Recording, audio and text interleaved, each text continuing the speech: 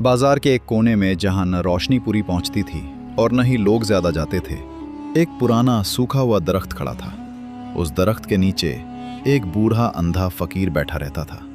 उसका नाम था बाबा रहीम। लोग कहते थे कि उसकी आंखों में रोशनी नहीं, लेकिन उसके दिल में एक ऐसी रोशनी है जो बड़े बड़े आलिमों के पास भी नहीं। उसके कपड़े फटे हुए थे, जिस्म कमजोर था, मगर उसके चेहरे पर एक अजीब सा सुकून था, जैसे वो दुनिया की हर हकीकत जान चुका हो। वो कभी किसी से मांगता नहीं था। अगर कोई खुद आकर उसके प्याले में कुछ डाल देता तो वो सिर्फ इतना कहता, अल्लाह तुम्हें इससे बेहतर अता करे। और अगर कोई उसे धुतकार देता तो वो सर झुकाकर खामोश हो जाता। मगर सबसे हैरान करने वाली बात यह थी कि पूरे बाजार के लोग उस पर अंधा एतबार करते थे। जब भी किसी दुकानदार को नमाज के लिए जाना होता, वो अपनी दुकान का कीमती सामान, सोना चांदी, यहां तक कि नकद रकम भी बाबा रहीम के पास रखकर चला जाता। क्यों? क्योंकि वे जानते थे ये फकीर अंधा जरूर है मगर बेईमान नहीं।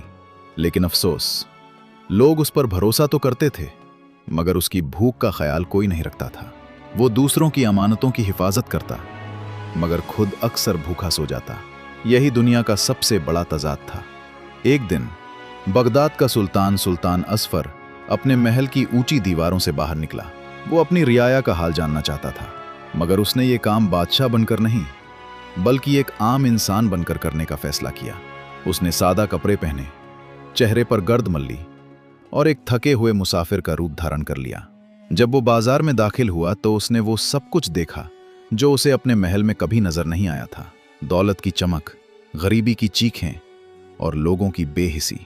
इसी दौरान उसकी नजर उस अंधे फकीर पर पड़ी। वो रुक गया। उसी वक्त एक अमीर सौदागर वहां आया। उसके कपड़ों से खुशबू आ रही थी और उसके हाथ में एक भारी थैली थी। उसने बिना कुछ कहे वो थैली बाबा रहीम के पास रख दी और बोला, ओ बाबा, जरा ख्याल रखना, अभी आया। बाबा रहीम ने सिर्फ सर हिला दिया। कुछ देर बाद वो सौदागर वापस आया, अपनी थैली उठाई और बिना शुक्रिया अदा किए चला गया। न एक सिक्का दिया, न एक दुआ ली, कुछ भी नहीं। सुल्तान ये सब देख रहा था। उसका दिल अंदर से हिल गया। उसने आहिस्ता से खुद से कहा, यह कैसी दुनिया है जिस इंसान पर लोग अपनी दौलत का भरोसा करते हैं, उसे एक रोटी देने को तैयार नहीं। इसी लम्हे सुल्तान के दिल में एक ख्याल पैदा हुआ, एक खतरनाक ख्याल। क्या ये फकीर वाकई इतना ईमानदार है या ये सब उसकी मजबूरी है? सुल्तान आहिस्ता आहिस्ता चलकर बाबा रहीम के पास गया। उसने थकी हुई आवाज में कहा, अस्सलामुअलैकुम बाबा। बाबा रहीम ने सर उठाया, जैसे वो आवाज को पहचानने की कोशिश कर रहा हो। वालेकुम अस्सलाम बेटा, कौन हो तुम? तुम्हारी आवाज में सफर की थकन है। सुल्तान उसके पास बैठ गया। बाबा, मैं एक दूर दराज मुल्क से आया हूं। मैं हज के सफर पर जा रहा हूं, मगर मेरे पास एक अमानत है। मुझे डर है कि रास्ते में कोई इसे छीन न ले। बाबा रहीम हल्का सा मुस्कुराया। बेटा, लोग तो पत्थर को भी खुदा कह देते हैं। मैं तो एक बेबस अंधा फकीर हूं। तेरी अमानत कैसे संभालूंगा? सुल्तान ने अपनी कमर से एक छोटी मगर भारी मखमली पोटली निकाली और बाबा रहीम के हाथ में रख दी। बाबा, इसमें कुछ खास नहीं, बस मेरे घर की यादें हैं, मेरे लिए बहुत कीमती हैं। बाबा रहीम ने पोटली को हाथ से महसूस किया। वो भारी थी, बहुत भारी। अगर ये कीमती नहीं तो तुम खुद क्यों नहीं ले जाते? सुल्तान ने आह भरी। रास्ता मुश्किल है, मैं हल्का होना चाहता हूं। क्या तुम एक मुसाफिर की मदद करोगे? बाबा रहीम कुछ लम्हे खामोश रहा। फिर उसने आसमान की तरफ चेहरा उठाया और आहिस्ता से कहा, ठीक है बेटा, अगर तुम्हें इस अंधे पर इतना भरोसा है तो ये अमानत मेरे पास महफूज रहेगी। मगर याद रखना, बाबा रहीम ने संजीदगी से कहा, अमानत सिर्फ चीज नहीं होती, ये इंसान का ईमान होती है। सुल्तान ने एक लम्हे के लिए उसकी तरफ देखा, फिर बोला, मैं वापस आऊंगा, शायद 1 साल बाद, शायद 5 साल बाद, मगर इसे खोलना नहीं। बाबा रहीम ने पोटली को अपने सीने से लगा लिया और कहा, जब तक मेरी सांस है ये अमानत महफूज है। सुल्तान के जाने के बाद बाबा रहीम की जिंदगी पहले जैसी न रही। पहले वह सिर्फ एक फकीर था, मगर अब वह एक अमानतदार भी बन चुका था। और यह अमानत कोई आम चीज नहीं थी। वह मखमली पोटली, जो बज़ाहिर चंद पत्थरों से भरी थी, बाबा रहीम के लिए एक ऐसा बोझ बन गई जिसने उसकी नींद, उसका सुकून, बल्कि उसकी सांसें भी छीन ली। वह जब सोता तो अपना हाथ पोटली पर रखकर सोता, जब जागता तो सबसे पहले उसे टटोलता हर कदम पर उसे यही डर रहता, कहीं यह अमानत मुझसे छिन न जाए। दिन गुजरते गए, हफ्ते महीनों में बदले और महीने सालों में, मगर वह मुसाफिर वापस न आया। बाजार के लोगों ने भी बदलना शुरू कर दिया। अब वे बाबा रहीम को अजीब नजरों से देखते। कुछ लोग कहते, यह बुढ़ा पागल हो गया है, हर वक्त अपने पेट को पकड़े रहता है। कुछ हंसते, लगता है खजाना मिल गया है इसे। एक दिन एक दुकानदार ने मजाक उड़ाते हुए कहा, ओ बाबा, क्या छुपा रखा है अपने कपड़ों में? कहीं सोना तो नहीं निकल आया? बाबा रहीम घबरा गया। उसने फौरन अपने हाथ पोटली पर रख ली और बोला, नहीं बेटा, यह तो एक मुसाफिर की अमानत है, बस कुछ पुराने पत्थर हैं। लोग जोर जोर से हंसने लगे। पत्थर भी कोई अमानत होते हैं? यह बुढ़ा सच में पागल हो गया है। मगर बाबा रहीम खामोश रहा, क्योंकि वह जानता था अमानत की हकीकत जो सिर्फ अमानतदार ही जानता है। वक्त गुजरता गया, 1 साल, 2 साल, 3 साल। अब बाबा रहीम पहले से ज्यादा कमजोर हो चुका था। उसके हाथ कांपते थे, कमजोरी से उसकी आवाज भी टूटने लगी थी। मगर उसके दिल में एक ही यकीन था, वह मुसाफिर आएगा। फिर एक दिन बगदाद पर मुसीबत टूट पड़ी। आसमान ने जैसे बारिश देना छोड़ दी। जमीन सूख गई, खेत बर्बाद हो गए और शहर में कहत फैल गया। जो लोग कल तक बाबा रहीम को खैरात देते थे, आज खुद रोटी के लिए तरस रहे थे। बाजार वीरान हो गया। अमीर लोग अपने दरवाजे बंद करके बैठ गए और गरीब भूख से मरने लगे। बाबा रहीम के लिए यह वक्त कयामत से कम न था। पहले उसे दिन में 1 वक्त खाना मिल जाता था, अब कभी 2 दिन, कभी 3 दिन बिना कुछ खाए गुजर जाते। उसका जिस्म सूख कर हड्डियों का ढांचा बन गया, पेट पीठ से लग गया, आंखों के गड्ढे और गहरे हो गए। मगर पोटली अब भी उसकी कमर से बंधी थी। एक रात सर्दी बहुत सख्त थी। हवा ऐसे चल रही थी जैसे किसी मुर्दे पर नौहा कर रही हो। बाबा रहीम दरख्त के नीचे सिमट कर बैठा था। उसे 3 दिन से एक निवाला भी नहीं मिला था। उसके अंदर की आंतें जैसे उसे काट रही थीं। सर चकरा रहा था और आंखों के आगे अंधेरा छा रहा था। इसी लम्हे उसका हाथ अपनी कमर पर बंधी पोटली पर गया। उसने महसूस किया वह भारी है, सख्त है और उसके अंदर कुछ मजबूत चीजें हैं। तभी एक सरगोशी उसके कान में गूंजी, रहीम। वह चौंक गया। कौन? आवाज आई, मैं वह हूं जो तुझे बचाना चाहता है। यह शैतान था। तू क्यों मर रहा है? इस पोटली में कुछ ना कुछ कीमती जरूर है। अगर तू इसे खोल ले और एक छोटी सी चीज बेच दे तो तेरी जान बच सकती है। बाबा रहीम का दिल जोर जोर से धड़कने लगा। वह मुसाफिर, शायद वह कभी वापस ना आए, और अगर आया भी तो उसे क्या पता चलेगा कि एक चीज कम है। बाबा रहीम का हाथ आहिस्ता आहिस्ता पोटली की गिरह की तरफ बढ़ने लगा। उसकी उंगलियां कांप रही थीं, सांसें तेज हो रहीं।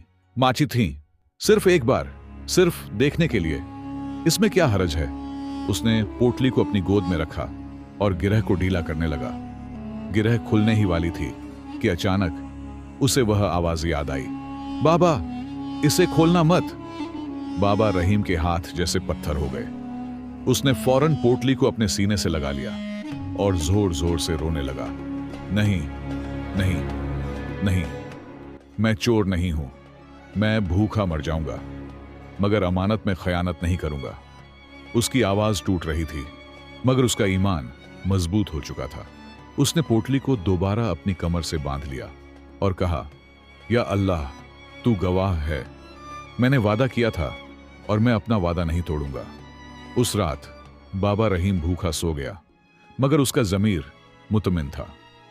एक दिन वह हस्बे मामूल अपने दरख्त के नीचे बैठा था, कमजोर, निढाल और करीबन बेजान। तभी एक दुकानदार गुस्से में आया, ओ बुढ़े, यहां से उठ जा। बाबा रहीम ने कमजोर आवाज में कहा, बेटा, मैं कहां जाऊं? दुकानदार ने उसे ठोकर मारी, कहीं भी मर जा। तेरी मनहूस शक्ल से गाहक भाग जाते हैं। यह कहकर उसने बाबा रहीम को घसीटकर वहां से निकाल दिया। बाबा रहीम के पास मज़ाहमत की ताकत नहीं थी। वह जमीन पर गिरता, संभलता और आखिरकार शहर के बाहर एक वीरान खंडर तक पहुंच गया। वह खंडर जहां न छत थी, न दीवारों का सहारा, बस टूटे हुए पत्थर, और सन्नाटा। यही अब उसका घर था। दिन गुजरते गए। बाबा रहीम वहीं पड़ा रहता।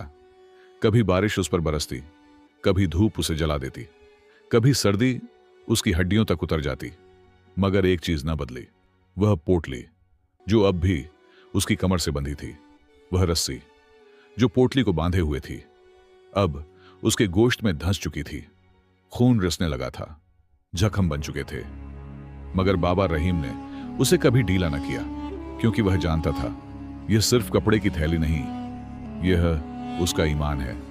एक रात जब चांद भी बादलों में छुपा हुआ था, कुछ लुटेरे उस खंडर के करीब से गुजरे। उन्होंने बाबा रहीम को देखा, एक बोसीदा, कमजोर, नीम मुर्दा इंसान, मगर उनकी नजर एक चीज पर जाकर रुक गई। वह बार बार अपनी कमर को पकड़ रहा था। एक लुटेरे ने कहा, इस बुढ़े के पास कुछ ना कुछ जरूर है। वे उसके करीब आए। ओ बुढ़े, नो निकाल जो कुछ तेरे पास है। बाबा रहीम कांपते हुए बोला, मेरे पास कुछ नहीं, बस एक मुसाफिर की अमानत है, उसमें सिर्फ पत्थर हैं। लुटेरे हंसने लगे। हमें बेवकूफ समझा है? उन्होंने उसे पकड़ लिया और मारना शुरू कर दिया। लातें, घूंसे, पत्थर। बाबा रहीम का कमजोर जिस्म हर वार के साथ हिलता, मगर वह चीखा, मार दो मुझे, मगर यह अमानत नहीं दूंगा। उन्होंने उसके कपड़े फाड़ दिए, मगर बाबा रहीम ने खुद को एक गोले की तरह समेट लिया और पोटली के ऊपर लेट गया, जैसे एक मां अपने बच्चे को बचाती है। यह मेरी नहीं है, यह अमानत है। लुटेरे थक गए। उन्होंने पोटली को हाथ लगाया। उन्हें वह वाकई सख्त पत्थर जैसी महसूस हुई। उन्होंने थूक कर कहा, पागल है, छोड़ो इसे, और चले गए। बाबा रहीम खून में लथपथ, टूटा हुआ मगर जिंदा, उसने कांपते हाथों से पोटली को छुआ और आसमान की तरफ देखकर कहा, या अल्लाह, तेरा शुक्र है, मेरी जान चली जाती मगर अमानत बच गई। वक्त गुजरता। अब पूरे 5 साल गुजर चुके थे। बाबा रहीम अब इंसान कम और एक जिंदा लाश ज्यादा लगता था। उसके जिस्म पर गोश्त न होने के बराबर था। हड्डियां बाहर झांक रही थीं, आवाज बमुश्किल निकलती थी, मगर उसके लबों पर अब भी एक ही जुमला था, वह आएगा। लोग उस पर हंसते। कौन आएगा? मौत के सिवा कोई नहीं आने वाला। मगर बाबा रहीम के यकीन में कोई कमी ना आई। और फिर एक दिन बगदाद के दरवाजों पर नक्कारे बजने लगे। सुल्तान वापस आ गया था। 5 साल बाद शहर को सजाया गया, गलियों में खुशियां मनाई गईं, मगर सुल्तान के दिल में एक अजीब बेचैनी थी। जैसे ही वह महल पहुंचा, उसने फौरन पूछा, शहर के हालात कैसे हैं? वजीर ने सर झुकाकर कहा, सुल्तान, कहत ने बहुत तबाही मचाई, बहुत से लोग मर गए। यह सुनकर सुल्तान का दिल धक से रह गया। उसके जहन में फौरन एक चेहरा आया, बाबा रहीम। क्या वह जिंदा होगा? उसने एक लम्हा भी जाया न किया। उसी वक्त दोबारा मुसाफिर का भेस बदला और बाजार की तरफ निकल पड़ा। वही बाजार, मगर अब वहां सब कुछ बदल चुका था। सुल्तान उस दरख्त के पास पहुंचा, मगर वहां कोई न था। उसकी जगह एक नया दुकानदार बैठा था। सुल्तान का दिल डूब गया। उसने पूछा, यहां एक अंधा फकीर बैठता था, बाबा रहीम, वह कहां है? दुकानदार ने सा बेपरवाही से कहा, ओह वह पागल, वह तो कब का यहां से निकाल दिया गया। कहते हैं शहर के बाहर खंडर में पड़ा है, शायद मर गया होगा। यह सुनकर सुल्तान के कदम लड़खड़ा गए। वह फौरन खंडर की तरफ दौड़ा।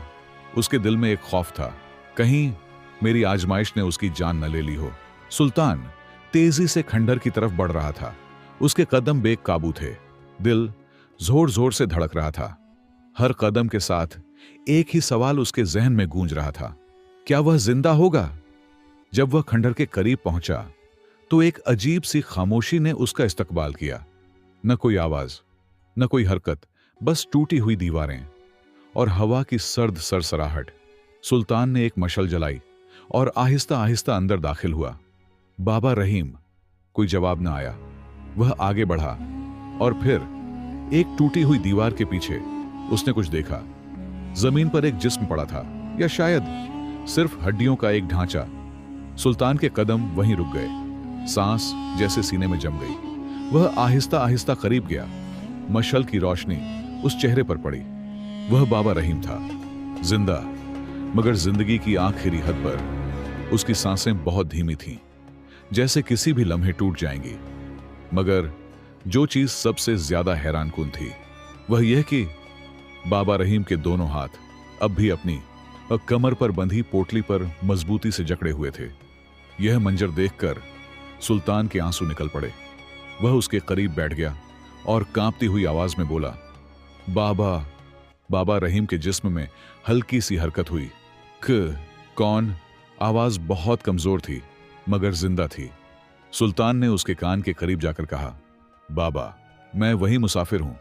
मैं वापस आ गया हूं अपनी अमानत लेने। यह सुनना था कि बाबा रहीम के चेहरे पर एक अजीब सी रोशनी आ गई, जैसे मुरझाया हुआ फूल अचानक खिल जाए। तुम आ गए? उसकी आवाज में खुशी थी, यकीन था और एक अजीब सा सुकून। मैंने कहा था ना तुम आओगे। उसकी आंखों से आंसू बहने लगे। वह कांपते हुए हाथों से अपनी कमर की तरफ गया, गिरह खोलने लगा, मगर हाथों में अब ताकत न थी। बेटा, मैं खोल नहीं पा रहा, तुम खुद ले लो। देख लो, मैंने अमानत नहीं खोली। सुल्तान के दिल पर जैसे किसी ने खंजर मार दिया हो। उसने आहिस्ता से पोटली खोली। वह खून और पसीने से भीगी हुई ये थी। वह कोई आम थैली नहीं रही थी, वह बाबा रहीम के जिस्म का हिस्सा बन चुकी थी। सुल्तान ने उसे अपने हाथ में लिया और उसकी आंखों से आंसू बहते रहे। बाबा, तुमने यह क्या कर दिया? वह फौरन बाबा रहीम को अपनी बाहों में उठाकर खंडहर से बाहर ले आया। फौरन तबीब बुलाओ, अगर इन्हें कुछ हुआ तो मैं किसी को नहीं छोड़ूंगा। सुल्तान खुद उसे लेकर महल पहुंचा। शाही तबीब आए, दवाइयां दी गईं, खुराक दी गई। 2 दिन तक बाबा रहीम बेहोश रहा। सुल्तान एक बादशाह होकर भी उसके सिरहाने बैठा रहा।